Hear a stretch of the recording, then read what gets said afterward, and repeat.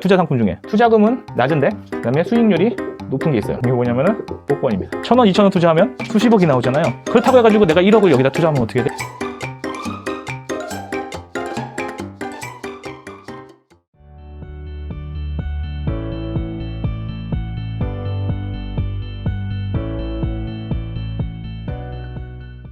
투자자들이 열망하는 레버리지에 대한 이야기를 좀 해보도록 하겠습니다. 레버리지가 뭡니까? 지렛대 원리. 근데 이게 다 개소리고, 한마디로 얘기하자면 뭐예요? 돈을 빌려서 투자를 하든 사업을 하든 하는 거죠. 돈을 빌린다는 얘기입니다.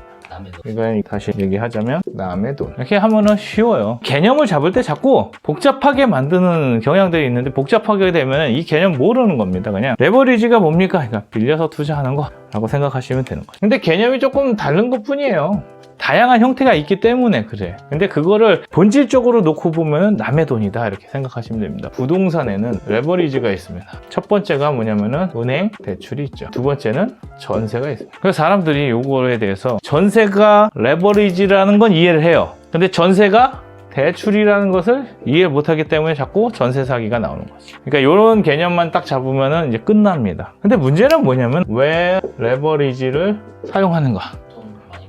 그 많이 벌려고인데 그거를 이렇게 이 단어로 만들려면 수익의 극대화. 그치, 수익의 극대화죠. 그럼 뭐의 생산성이 있다라는 거야? 자본 생산성을 높이는 거란 말이야. 그러면은 레버리지가 가능한 때는 언제예요? 금리일 때 생산성이 높아지지. 이 저금리가 만약에 프로에서 프로라고 생각해 봅시다.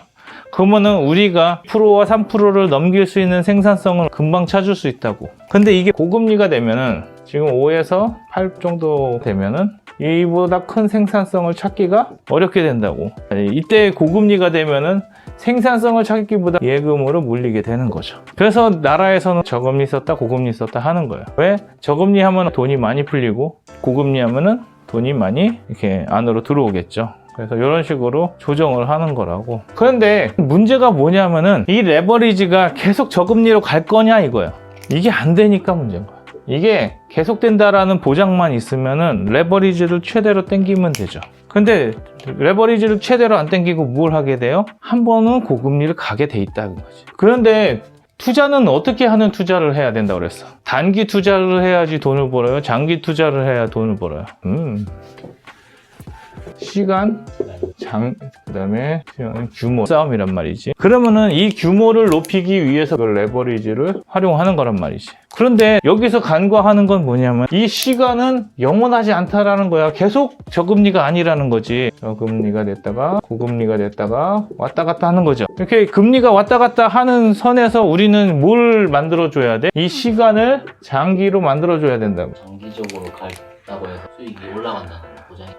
우리의 경제는 태초부터 지금까지 우상향을 했어요. 근데 이제 사람들은 생각은, 얄팍한 생각은 어떻게 가냐면은 이렇게 갑니다. 근데 여기에서 사서 여기서 팔고 또다시 여기에서 사서 여기서 팔고 요것만 계속 반복을 하면 큰 부자가 된다고 생각을 하는 거야. 근데 우리가 인생에서 이 바닥인 타이밍을 안다는 것은 이론적인 거지, 결과적인 거지, 예측할 수가 없다고. 오늘 가장 쌉니까? 라고 물어보면은 내일 싸질 수 있는데 우리가 내일을 안 가봤기 때문에 오늘이 제일 싼지 오늘이 제일 비싼지를 모르는 거야. 근데 이거 결과적으로 이렇게 하면 되잖아요는 이제 결과적인 이야기고, 우리는 여기 어디쯤에 사서 여기 어딘가에 파는 거야. 그랬을 때 차익을 이렇게 남겨 먹는다고 봐야지. 자꾸 요렇게 팔고 요렇게 팔면 요거의 10배인데 라고 얘기하면은 이제 거기에서 무슨 문제가 생겨? 투자에 딜레마가 생기는 거지. 그럼 뭐라 얘기할 수 있냐면은, 투자하는데 여기에 뭐가 같이 끼냐면 위험성과 수익률이라는 게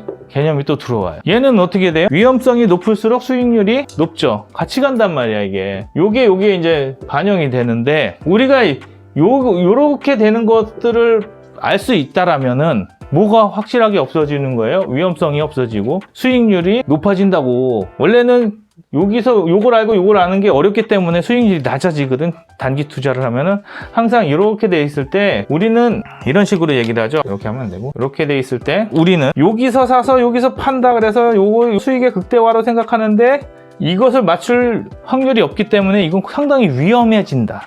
만약에 위험성을 극대화시키고 수익률도 같이 갈 수 있으면 무엇이 제일 좋냐? 이런 거 다 필요 없다는 거죠. 위험성이 높은데 우리가 위험성을 해지할 수 있으면 수익률 높게 갈 수 있잖아요. 위험성 생각하지 말고 수익률이 제일 높은 게 뭘까요? 투자 상품 중에. 투자금은 낮은데 그다음에 수익률이 높은 게 있어요. IPO. 되게 간단한 거야.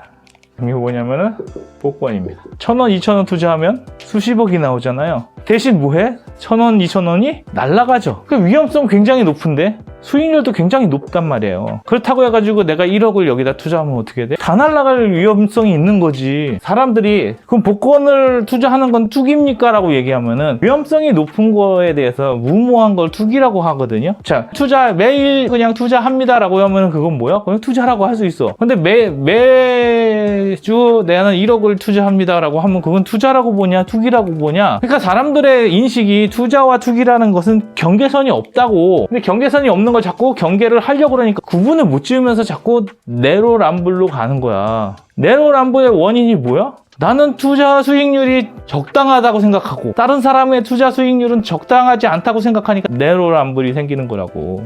이거를 좀 알고 가셔야 된다. 그래서 이걸 잠깐 얘기해줬고. 자, 그러면은 이제 레버리지를 땡기는 건 뭘 땡겨요? 규모를 땡기는 건 알겠는데 이제 문제는 뭐냐면 이 시간을 뭘로 가져가야 되냐면은 장기로 가져가야 수익률이 높아진다고요. 규모도 높아야 되지만은 수익률이 높아지면 장기로 가져가야 되는데 문제는 뭐냐면은 이게 저금리로 됐다가 고금리로 갈 때 생산성이 뚝 떨어진다고. 그런데 이게 문제는 뭐냐면 이렇게만 떨어지면 다행인데 이거를 뭐 하냐면 못 견뎌요. 아까 전에도 다시 그래프를 그려보면 여기에서 여기로 떨어지는 구간을 못 견디면은 나머지 이 구간이라는 것은 존재하지 않는단 말이야. 근데 사람들은 자꾸 내가 여기서 사서 여기서 떨어지는 것만 보고 이 다음을 보질 않으니까 이 떨어지는 거에 대한 대비를 안 해놓는 거지. 그래서 어떻게 돼? 저금리에서 고금리가 되면서 생산성이 이 고금리를 넘지 못할 때 어떤 일이 일어나? 레버리지가 아니라 일어나는 거지. 뭐 하는 거야? 내 돈을 토해내야 되는 거야. 투자했던 금액, 빌렸던 금액을 어떻게 돼? 다시 회수를 시켜야 된다고. 근데